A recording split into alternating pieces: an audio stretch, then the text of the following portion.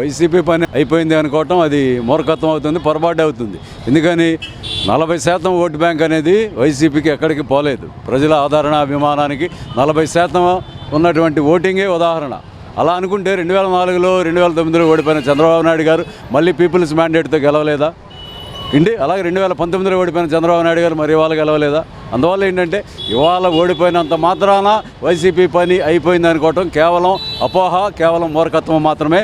మళ్ళీ ఏ రకంగా పడిందో ఆ రకంగా లేచే ఏంటి సత్తా ఉన్నటువంటి పార్టీ వైఎస్ఆర్సీపీ.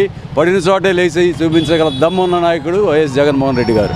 ఒకటండి ఏంటంటే ఇప్పుడు ప్రభుత్వాలు మారినప్పుడు పథకాల యొక్క పేర్లు మార్చడం అనేది సహజంగా జరిగే చర్యే. ఇండి పోయినసారి వైఎస్ఆర్ భరోసా అన్నారు, ఇవాళ వాళ్ళ నాయకుడు కాబట్టి ఎన్టీఆర్ భరోసా అంటున్నారు.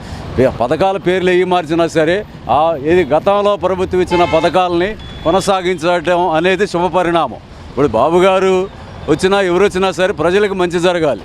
అది జగన్మోహన్ రెడ్డి గారే ఆదర్శం ఒక రకంగా చెప్పాలంటే సంక్షేమ పథకాలకి. అలాగే ఏంటంటే రాజశేఖర రెడ్డి గారు ఈ సంక్షేమ పథకాల యొక్క సృష్టికర్త. అందువల్ల ఏంటంటే బాబు గారు వచ్చినా ఎవరు వచ్చినా వైఎస్ రాజశేఖర రెడ్డి గారు అలాగే వైఎస్ జగన్మోహన్ రెడ్డి గారు ఇచ్చిన సంక్షేమ పథకాలని కొనసాగించడం, పథకాల పేర్లు మార్చినంత మాత్రం ఇబ్బంది ఏమీ లేదండి. ప్రజలకు మంచి జరిగే రాజశేఖర రెడ్డి గారు అలాగే జగన్మోహన్ రెడ్డి గారు పథకాలను కొనసాగించడం అనేది శుభపరిణామంగానే చూస్తున్నాం. అది వాస్తవం అండి. రాజ్యసభలో ఇవాళ బిల్లులు పాస్ అవ్వాలి అంటే ఈవెన్ మోడీ గారి గవర్నమెంట్కి కూడా జగన్మోహన్ రెడ్డి గారికి 11 మంది రాజ్యసభ సభ్యులు ఉన్నారు. అందువల్ల ఏంటంటే ఆయన సహకారం కావాలి, తప్పదు. అందువల్ల ఏంటంటే వైసీపీ బలం ఏమాత్రం తగ్గలేదు రాజ్యసభలో. అలాగే ఇవాళ శాసన మండలిలో కూడా ఆంధ్రప్రదేశ్లో వైసీపీకి ఎక్కువ మెజారిటీ ఉంది. కాకపోతే ఏంటంటే జగన్మోహన్ రెడ్డి గారు గతంలో ప్రభుత్వాలు చేసినట్టు బిల్లులను వ్యతిరేకిస్తే ఏమీ జరగదండి. ప్రజాభిప్రాయం మేరకు ప్రజలకి పనికి వస్తుంది అనే బిల్లుల్ని పాస్ చేయడానికి ఆయన ఏ రోజు అడ్డం చెప్పరు. అందువల్ల శాసన మండలిలో కానీ రాజ్యసభలో కానీ వైసీపీ యొక్క బలం తగ్గలేదు. ఇంకా 2-3 సంవత్సరాల వరకు కూడా తగ్గే అవకాశం లేదు. ఈ ఈవీఎం గవర్నమెంట్లో ఇంత ముంచి ఎక్స్పెక్ట్ చేయలేము కూడా ఖచ్చితంగా. నేనైతే ఈవీఎం గవర్నమెంట్ అని అనుకుంటున్నాను. ఎందుకంటే ప్రజాపాలన అయితే నేను అనుకోవట్లేదు. ఎందుకంటే మనం ఎలక్షన్ ముందు కూడా మనం గమనించినట్టయితే ఇక్కడ లోకేష్ గారు కూడా స్టేట్లోనే థర్డ్ మెజారిటీ నేను తెచ్చుకుంటాను అన్నాడు. 5,300 మెజారిటీతో ఓడిపోయిన ఆయన టాప్ 3లో నేను ఉంటానని చెప్పి ఆయన చెప్పడం ఒకటి. నిలబడిన 2 చోట్ల పవన్ కళ్యాణ్ గారు ఓడిపోయినా సరే జగన్ గారు 151 సీట్లు వచ్చింది జగన్ గారిని అఘాత పాతాల్లోకి తొక్కేస్తాను అంటాం. కానీ ఇవన్నీ చూస్తుంటే లింక్ చేస్తుంటే ఏదో జరిగిందని అనిపిస్తుంది. ఎందుకంటే అంత సంక్షేమం ఇచ్చి కూడా 11 సీట్లకు పరిమితం అవ్వటం అంటే అది అసలు ప్రజా తీర్పు అని నేను అనుకోవట్లేదు. ఇక తర్వాత గవర్నమెంట్ వచ్చిన తర్వాత కూడా మనం చూస్తూనే ఉన్నాం. ఇప్పుడు ఫ్రీ ఇసుక అన్నారు, టన్నుకు 1300 అంటున్నారు. ఫ్రీ అంటాకి చాలా ఉంటుంది. ఫ్రీ అంటాకి నామమాత్రం ఫీజు అనాలి దీన్ని అయితే లెక్క ప్రకారం. ఫ్రీ అంటే ఏంటి? ఫస్ట్ ఒకటి చెప్పారు, రీచ్ దగ్గరికి వెళ్తే టన్నుకి మనం లిఫ్ట్ చేసి మన ట్రక్లో వేయడానికి 88 రూపాయలు ఏదో చెప్పినట్టున్నారు. అది వరకు యాక్సెప్టబుల్. ఇప్పుడు 1395 అంటే అదేమంటే స్టాక్ యార్డ్కి తీసుకొస్తున్నాము, అక్కడ నుంచి తీసుకెళ్ళాలంటున్నారు. దానికి ఫ్రీ ఇసుకని మనం పెట్టకూడదు. పబ్లిక్ని మనం డైవర్ట్ చేస్తున్నట్టే దాన్ని. అలాంటి పథకాలు తీసుకొచ్చినాయి. ఇప్పుడు రేపొద్దున ఫ్రీ బస్సు అంటున్నారు. బస్సు ఫ్రీయే, టికెట్కేనో డ్రైవర్కి చేస్తాం అంటారేమో. ఆ పథకం ఏమైనా తీసుకొస్తారేమో చూడాలి. ఇక అలా ఉంటుంది. ఇక రాజధాని అంటారా, మన ఇండియాలోనే నాకు తెలిసినంత వరకు బిగ్గెస్ట్ ఫ్రాడ్ అవుతుందని చెప్పి నేను అనుకుంటున్నాను. రియల్ ఎస్టేట్ వ్యాపారం అవుతుందని నేను అనుకుంటున్నాను. ఎందుకంటే 22,000 ఎకరాలు ఆల్రెడీ గవర్నమెంట్ ల్యాండ్ ఉంది అక్కడ. మళ్ళీ 33,000 ఎకరాలు రైతుల దగ్గర నుండి తీసుకున్నారు. మళ్ళీ వీళ్ళు అనేది ఏంటి, మనకి సింగపూర్ రాజధాని చేస్తానని. అది ఉందేమో మనకి 5,000 ఎకరాల్లో. ఇప్పుడు మనకి తీరా చూస్తే మన 1,547 ఎకరాలు ఏమో రాజధానికి కేటాయించారు. మిగతా అంతా ఏంటి, రియల్ ఎస్టేట్ చేయడానికి కాకపోతే ఏమీ లేదు అక్కడ. ఇప్పుడు నిన్న మనం జియో చూస్తే సబ్జెక్టు కరెక్షన్ ఎన్ని వేల ఎకరాలో తెలియదు కానీ జంగిలీ క్లియరెన్స్కి 36 కోట్ల రూపాయల టెండర్కి రిలీజ్ చేశారు. ఇప్పుడు ఏదన్నా ఒక ప్రాజెక్ట్కి టెండర్ ఇస్తే అది కట్టేటప్పుడు అతనే జంగిలీ క్లియరెన్స్ చేసుకుంటాడు. దానికి సపరేట్గా 36 కోట్లు కేటాయించి జంగిలీ క్లియరెన్స్ చేసుకోవాల్సిన అంత అవసరం లేదు. ఇది స్పామ్ అనాలో లేక స్కామ్ అనాలో ఇక ఆయనే చూడాలి. ఇక అట్లనే వచ్చి రాగానే మన గంటా శ్రీనివాసరావు గారు వైజాగ్లో జగన్ ప్యాలెస్ అని చెప్పారు. ఒక గవర్నమెంట్ 500 కోట్లు పెట్టి ఒక గవర్నమెంట్ బిల్డింగ్ జగన్మోహన్ రెడ్డి గారు కట్టినప్పుడు అంత డబ్బు వృధా అని మీరు అంటున్నప్పుడు అమరావతిలో స్క్రాప్ నుంచి కట్టాల్సిన అవసరం ఏముంది? ఆల్రెడీ డ్రైన్స్, ఆల్రెడీ రోడ్లు, ఆల్రెడీ ఎలక్ట్రిసిటీ ఉన్న వైజాగ్ని డెవలప్ చేస్తే క్యాపిటల్ అయిపోతుంది కదా. నువ్వు స్క్రాప్ నుంచి రావాల్సిన అవసరం ఏముంది? అది మరి వృధా చేయటం కాదా? ఇక ఇలా చాలా ఉన్నాయి చెప్పుకోవటానికి. ఇక ఇంతకు మించి ఎక్స్పెక్ట్ చేయకూడదని కూడా నేను అనిపిస్తూ ఉంది. సూపర్ 6 అని చెప్పి ఒకటి ఇచ్చారు. ఇసుక మనం చూసాం, ఫ్రీ ఇసుక అన్నారు, దాన్ని ఎట్లా ఉందనేది పింఛన్ అన్నారు. మీరు చూస్తే జగన్ గారు లాస్ట్ జూన్ మంత్లో రిలీజ్ చేసినవి 65,30,000 చిల్లర రిలీజ్ చేశారు. చంద్రబాబు గారు రాగానే ఫస్ట్ మంత్లోనే 65,18,000 వచ్చినాయి. అక్కడే ఒక 12,000 కట్ అయిపోయినాయి. అంటే కారణాలు ఏదైనా అయి ఉండొచ్చు, వాళ్ళు చనిపోయి ఉండొచ్చు, ఏదైనా అయి ఉండొచ్చు.